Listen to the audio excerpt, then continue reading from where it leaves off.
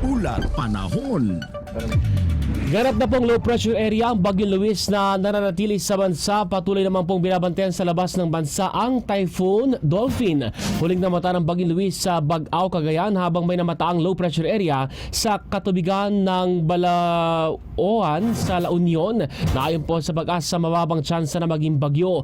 Binabantayan naman ang Typhoon Dolphin sa labas ng bansa at huling namataan sa layong 2,330 kilometers silangan, hilagang silangan ng extreme northern Luzon.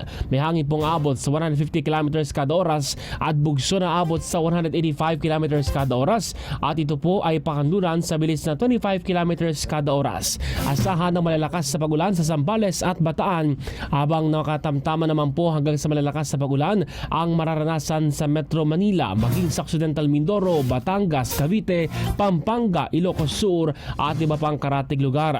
Ang nalalabing bahagi naman ng ating bansa ay makakaranas naman ng mga pagulan dulot ng thunders o ng localized thunderstorm.